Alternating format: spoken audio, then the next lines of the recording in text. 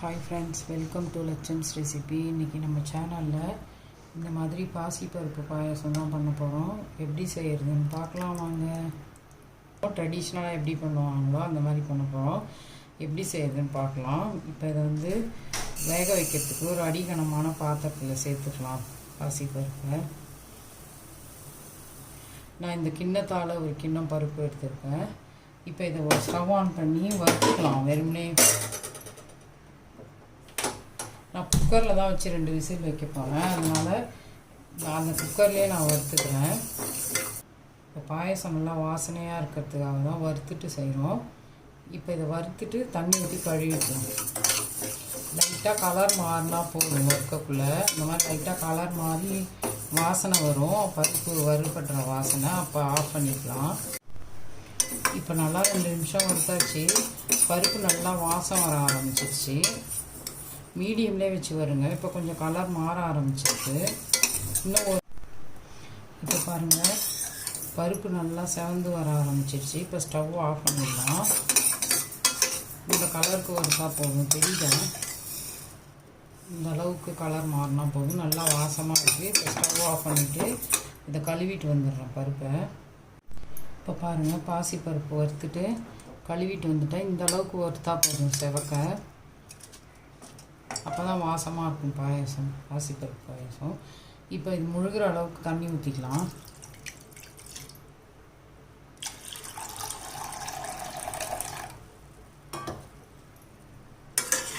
இந்த அளவுக்கு தண்ணி ஊற்றி 2 விசில் வச்சு எடுத்துக்கலாம். குக்கரை மூடிடுறேன்.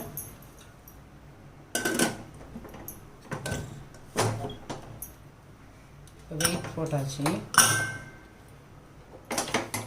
ஸ்டவ் ஆன் பண்ணி 2 விசில் வச்சு எடுத்துட்டு பார்க்கலாம். இப்போ குக்கர் 2 விசில் வச்சு எடுத்தாச்சு. இப்போ குக்கரை ஓப்பன் பண்ணி பார்க்கலாம். பாருங்க, பச்சை பயிறு எப்படி மலர்ந்து வந்துருக்குங்க. இந்த மாதிரி தான் மலர்ந்து வேகணும். அப்போ தான் பாயசத்துக்கு நல்லாயிருக்கும். எப்படி வெந்திருக்கு பாருங்கள். இதை நம்ம குழச்சிலாம் விடக்கூடாது. அப்போ தான் பாயசம் குடிக்கும்போது பருப்பு அங்கங்கே தட்டுப்படும், நமக்கு சூப்பராக இருக்கும். இப்போ நம்ம இதுக்கிட்ட பருப்பு எடுத்த கிண்ணத்தாலேயே ஒரு கிண்ணமும் 2 டேபிள் ஸ்பூன் அளவுக்கு வெல்லம் சேர்த்து வச்சுருக்கேன். நீங்கள் உங்கள் இனிப்புக்கு தகுந்த மாதிரி கூடி குறைச்சி போட்டுக்கோங்க வெல்லம்.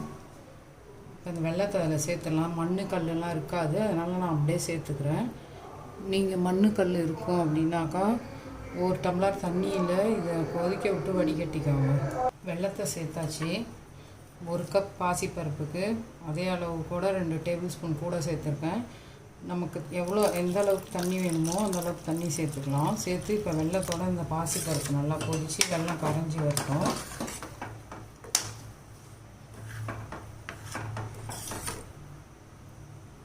ஒரு கப் பாசிப்பருப்புக்கு நான் இந்த கிளாஸால் 2 கிளாஸ் தண்ணி சேர்த்துருக்கேன்.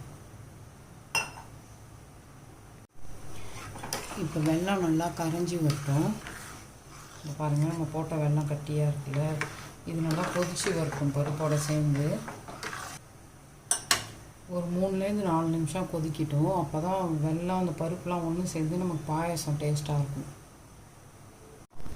இப்போ பாருங்கள், பருப்பு வெல்லமும் சேர்ந்து நல்லா கொதிக்க ஆரம்பிச்சிருச்சு. நம்ம வறுத்துட்டு வேக வச்ச பாசிப்பருப்பும் வெல்லமும் சேர்ந்து நல்லா கொதித்து இந்த அளவுக்கு இருக்கணும். ஆறுச்சுன்னா கொஞ்சம் கட்டியாகும். இப்போ இது கூட நம்ம தேங்காய் பூ திருவுனது, முந்திரி திராட்சை வறுத்து போட போகிறோம். இந்த ஸ்டேஜில் ஏலக்காய் பவுடர் சேர்த்துக்கலாம்.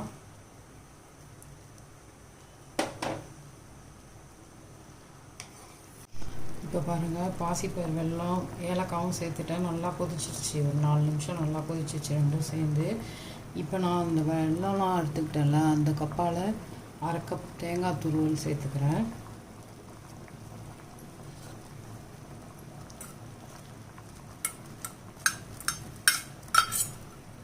தேங்காய் துருவல் சேர்த்துட்டு நல்லா 1 நிமிஷம் கொதிக்கிட்டோம். ட்ரெடிஷ்னல் பாசிப்பருப்பு பாயாசம் நமக்கு ரெடி ஆகிடுச்சு. இந்த அளவுக்கு இருந்தாலும் நம்ம குடிக்க முடியும். குடித்தா நல்லாயிருக்கும். டம்ளர் கிளாஸில் ஊற்றி குடிக்கும்போது செம்ம டேஸ்ட்டாக இருக்கும். நீங்கள் இன்னும் கொஞ்சம் திக்காக வேணும்னா தண்ணியை கம்மி பண்ணிக்கோங்க. இப்போ தேங்காய் பூ சேர்த்து 1 நிமிஷம் நல்லா கொதிக்க விட்டுட்டேன். பாயசமும் நமக்கு ரெடி ஆகிடுச்சு சூப்பராக. இந்த கன்சிஸ்டன்சியில் இருந்தால் தான் ஆறுனதும் நமக்கு நல்லாயிருக்கும்.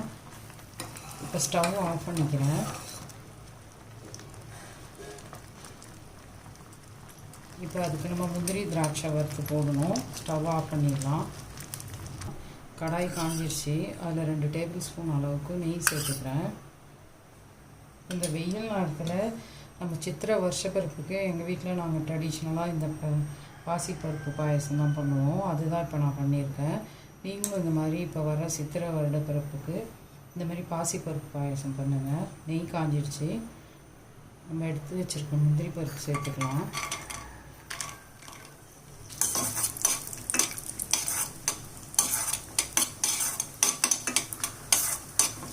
நம்ம திராட்சையும் சேர்த்துக்கலாம்.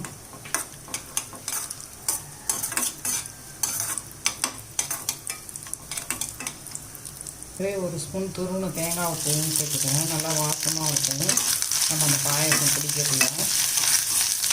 இப்போ ஸ்டவ் ஆஃப் பண்ணிவிட்டு பாயசத்தில் சேர்த்துக்கலாம். இப்போ நம்ம வறுத்த முந்திரி திராட்சையும் ஒரு ஸ்பூன் தேங்காய் அதில் சேர்த்துருந்தோம். அதெல்லாம் இந்த பாயசத்தில் சேர்த்துக்கலாம். பாசிப்பருப்பு பாயசத்தில் செம்ம சூப்பராக இருக்கும். சிம்பிள் அண்ட் டேஸ்டி பாசிப்பருப்பு பாயாசம் ரெடி ஆகிடுச்சு. இப்போ பாருங்கள் எப்படி எவ்வளோ சூப்பராக வந்திருக்குன்னு. இந்த மாதிரி நீங்களும் செஞ்சு இந்த தமிழ் சித்திரை வருடப்பிறப்புக்கு இந்த மாதிரி பாசிப்பருப்பு பாயாசம் செய்யுங்க. உடம்புக்கும் ரொம்ப நல்லது. இந்த சம்மரில் இந்த மாதிரி குழந்தைங்களுக்கு செஞ்சு கொடுத்தோன்னா சூப்பராக இருக்கும். தெரியுதா?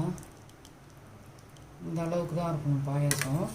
ரொம்ப திக்காக வச்சிட்டிங்கன்னா ஆறுனது இன்னும் திக்காகிடும். அப்புறம் ஸ்பூன் போட்டு தான் சாப்பிட்ணும். இந்த அளவுக்கு வைங்க.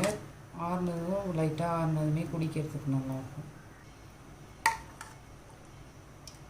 பாசிப்பருப்பு பாயாசம் ரெடி ஆகிடுச்சு. இந்த கன்சிஸ்டன்சிக்கு இருந்தால் தான் நம்மளால் குடிக்க முடியும். சூப்பராக ரெடியாக இருக்குது. ரொம்ப சிம்பிளாக ஈஸியாக சீக்கிரமாக பண்ணிடலாம். டைம் எடுத்துக்காது. இந்த மாதிரி நீங்களும் செஞ்சு பாருங்கள். ரொம்ப டேஸ்டியாக இருக்கும். ட்ரெடிஷ்னல் பாயாசம் இது. இப்படி செஞ்சு பார்த்துட்டு லட்சம்ஸ் ரெசிபியை லைக் பண்ணுங்கள், ஷேர் பண்ணுங்கள், சப்ஸ்கிரைப் பண்ணுங்கள். தேங்க்யூ.